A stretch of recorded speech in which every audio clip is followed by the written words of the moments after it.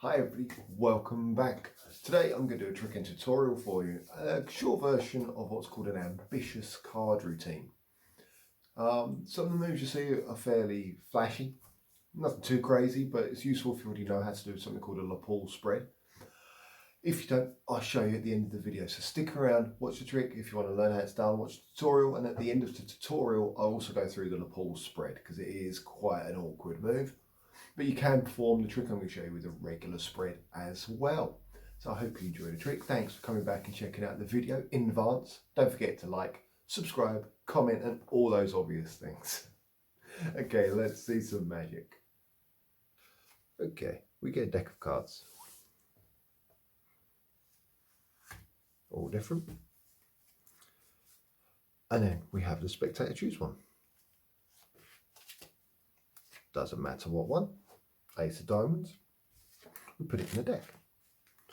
We give the deck a few cuts. We give it a riffle. We can do something a little fancy if we want. We don't have to. And then we take the wrong card. So your card's got ambition. It wants to rise to the top. We'll take a random card and make it the card we're looking for.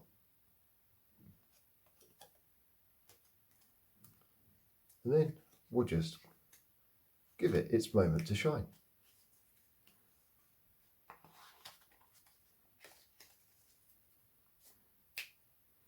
It's lost somewhere in the deck, not at the top. So now we'll need some help finding it, the infamous silver surf. We shut it down, let it fall, and it comes back to yours. Okay everybody, welcome to the tutorial part. So what you've just seen is a ambitious card routine. For anybody who's new to Magic, an ambitious card routine is where one card is selected and it continually comes back to the top of the deck, or the bottom, or whatever it is you're doing. Now, personally, when I'm doing one of these routines, I would do it one phase longer than that. I would do some kind of improbable ending. Card to pocket is normally my go-to, card to wallet, card to mouth, anything like that. But I wanted to, because they're all quite big tutorials in themselves, learning those end segments, I thought this was a nice point to stop at, and then you can end it as you please. So we have a card selected. It could be signed, it could be inspected, whatever you like. Now personally, when I'm learning a new trick, I use a card that's easy to remember, a favourite. So I like the Ace of Clubs. Put it in. That's all legit. Now as you push it back, you need to get a break. So if you don't know how already, you push it back, you do it so it looks even, but it's actually slightly faster on your thumb side. So it kicks out. You can see it there. It's just doing it there. See here? Now under cover of the hand, it's pretty hard to detect because you just go like that. And I see I've got myself a break. I'll do it one more time. Card selected, card in the deck. Push it back, take a pinky break. And then I did what's called a double undercut. So I'm in this position, spectator. When I'm performing, I'm a little tidy because I'm trying to make it all big so you can see it. Okay, spectator hopefully can't see.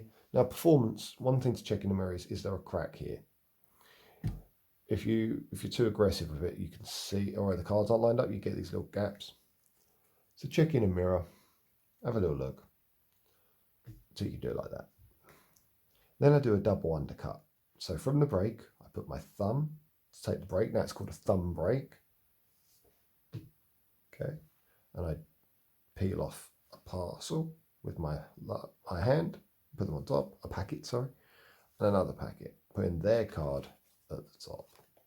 I'll show you again. It's called a double undercut. It's very simple. You probably already know it, but just to be on the safe side, I'm at my pinky break. I transfer to thumb break. As I'm doing that, I'll grab a packet and a packet. Change the angle just in case. So where were we? Were there, and I went thumb break, take a packet, take the remainder at the break. Their card's now at the top.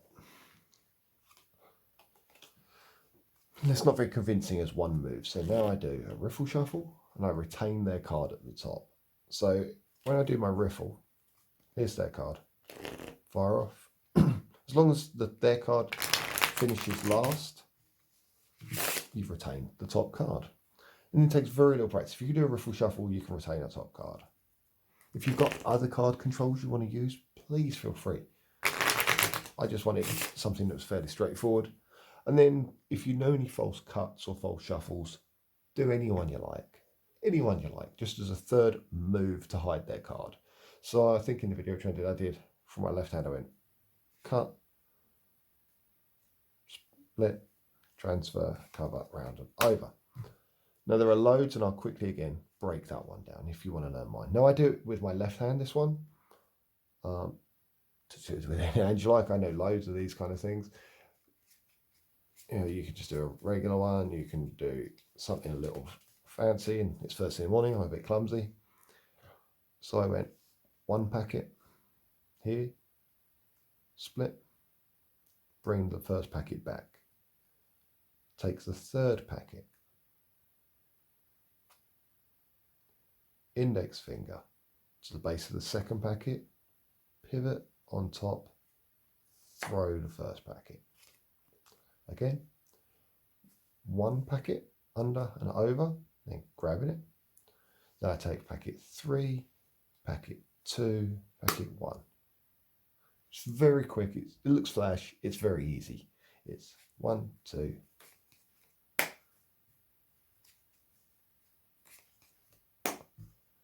Okay. Now I'm not going to go into that in any more detail because you can either rewind it or you can do any false thing you like. At this point their card's at the top. I don't want them to know that, so I did a double. I like the side strike double, but any double you like to show that you can correct card. If you don't know how to do some of the more base techniques, do check out my channel. I do a video, I think, on the Riffle Shuffle and a few other bits. So then I take a random card from the middle. Now as I'm doing that, I'll point at it and I'll take a break. I'll do a push off and get a break underneath the top card, their card. So I take the card from the middle, I go, there it is. I'm trying to slow it all down. Forward speed, it's like that. Come back, place it on top. So I've got their card on top of the chosen card. And then I did a shapeshifter, which is a colour change. You pinch between middle and thumb, push to bend, then with middle and thumb on the other hand, you bend. And when you release, it spins. And it's really quick and really visual and really good fun. It's one of my favourite colour changes, that one. Again, you can use a different one if you like. I'm just giving you a basic idea of how to structure a routine. So the shapeshifter one last time. I'm taking a card from the middle. As I'm showing the card, I take a push off and place their card on top. So I went card out, push off. As I'm pointing at their card, so they're looking at that one. Come back onto the break, lift, shapeshifter, show. At this point then I push off their card and I can put it on the table and give them a chance to inspect it. So they know it's one. Gives me a moment to kind of catch my breath a bit as well. Now when I put it back, I then need to take a break on the bottom. One card. And the way you do that, it's awkward to teach this because of the angles. But you literally do a little pinky kind of count off the bottom. So as you're holding it, you go to cut, I just take one. There we go, that's the angle. So I go, yeah, one. See that? And then I do a cut into the other hand. Doesn't matter which way round you want to do this. If you want to do it the other way, that's fine too. It works the same way. Now, as I'm doing that, I push off and I change it to a thumb break. So I'm in this position. Okay, notice the gap. If I go the other way, I go one, pinky to thumb, and come off. So I went to this hand, Then I pushed with my ring finger or middle finger the card up. Now that is genuinely their card. But as I'm pushing it up, I drop a card on top. The card I've gained with that break, I'm going to drop it over the top of their card. So if we go back, I go like, if I do it dirty, it'll make more sense. So as I push off, I'm dropping on top like so. Okay. Obviously I do it face down. You can't see that card if you practice this move smooth. You go like this and you turn your wrist with a wrist kill. Now they can see one card, but not this one I've added. And I push it in. Now as I go to the next bit, I do a one-handed fan. Like I said, there's a few bits you need to know for this one. One-hand fan in brief. You hold it in this grip. Your thumb comes to the corner near your pinky and you push. You make a little fan. Again, some of these bits of basic cardistry you probably already know, or there's loads of tutorials. I don't want to bog down the tutorial with stuff like this, so it's just like that. I come back, I push off the extra card, and I push it into the fan.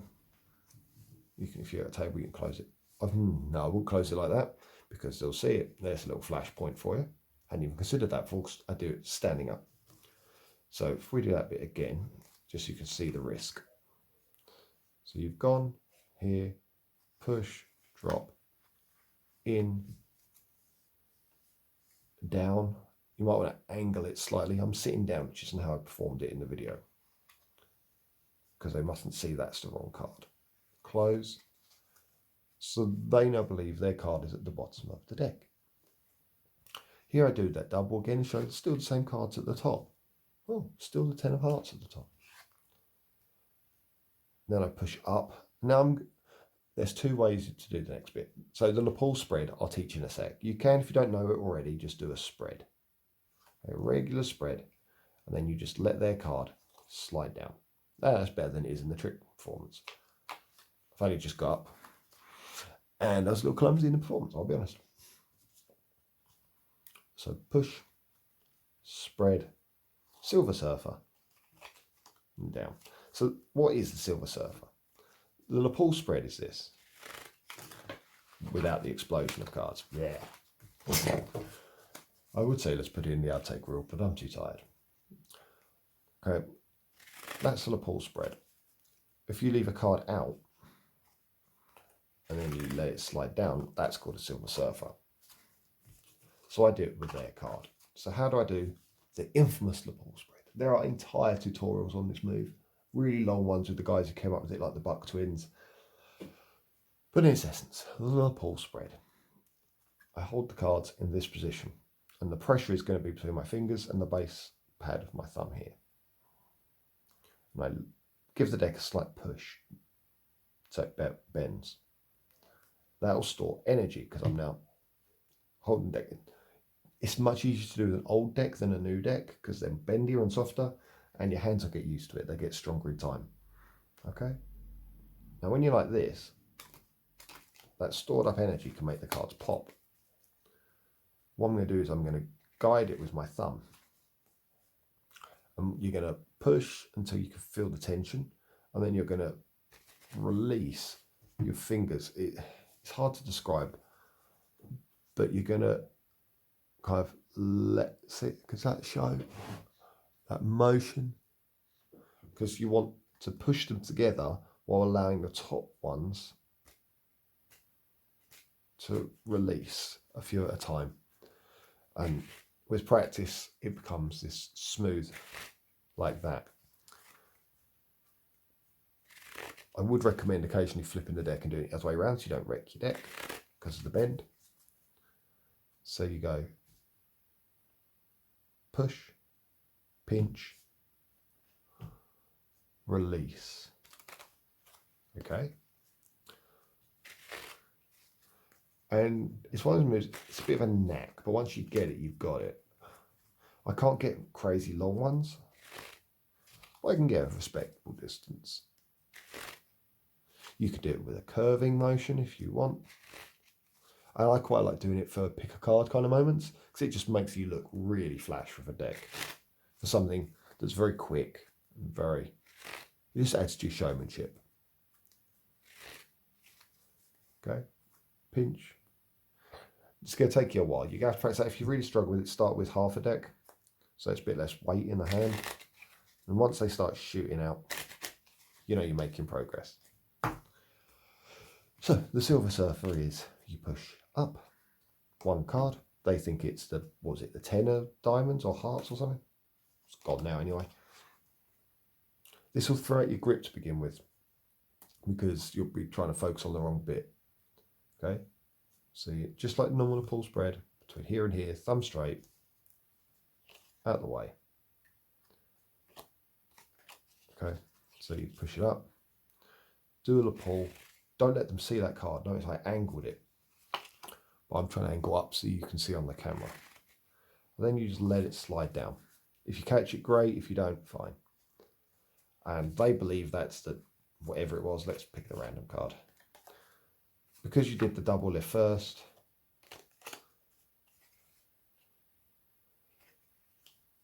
they think that's an 8, and it shoots down.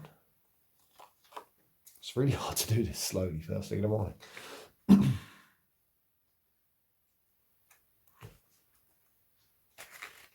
And then, because it rides through the deck, they think it changes to your one. Not my cleanest performance, and for that I apologise. I'm sure I'll get a few dislikes.